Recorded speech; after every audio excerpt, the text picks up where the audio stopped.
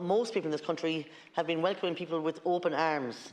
I remember myself going abroad to America and taking a job as a cleaning lady in a hospital, hoping for a better life and to save money.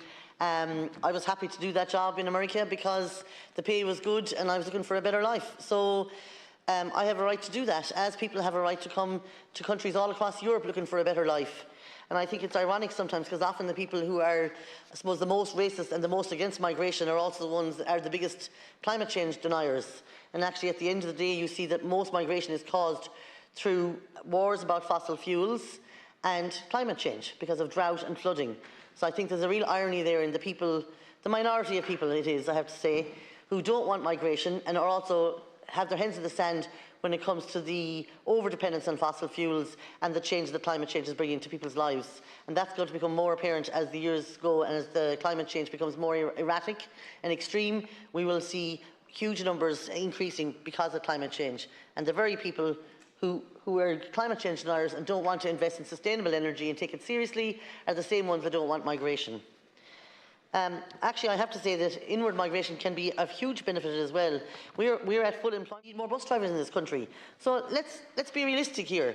At the end of the day, you have a variety of people coming from all over the world, different ages, different cultures, different backgrounds, and we cannot generalise. And yet we see this every day on social media, and it's scaremongering, it's fear-mongering, it's been spread by a few people, but it gets people worried. I was told back in one village that they were coming here to behead them, like that all migrators are going to go around with like samurai swords and behead people. Like, it's insane, the stuff that people are starting to believe in. And we really have to check ourselves and check our scrolling through social media and check the feed and see what are we believing in this day and age.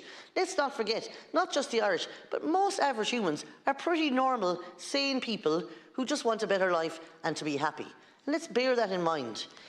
I think the whole debate is skewed by lies, conspiracies, violence of a handful of people. Like, there's always going to be a few bad apples. We can't say that everybody's perfect. I wouldn't say it about the Irish either.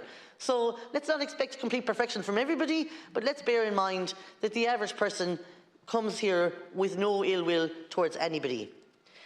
We should be proud of Ireland's response to the needs of refugees. I mean, from the grassroots level up, thousands of people opened their homes, took in Ukrainians, and I see welcome groups starting all over the country when international protection applicants come into a village or town as well.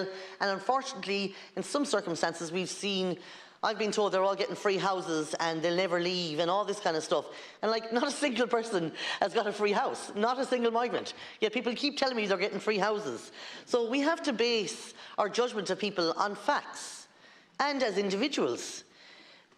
Support group in '92, I think it was, because they were coming off the plane and Shannon getting stopped. We have had 0 incidences of rape, which I keep hearing about, 0 incidents of domestic violence, break-ins. None of this stuff is being done by migrants. It's actually our own people that are doing these things. So it's easy to blame other people, but we have to look at ourselves and take responsibility for what's happening in our country. And we have like 45 years of migrants coming into our county, and this is a generalisation. We have had no issues with them. The issues have been with the right-wing conspiracy theorists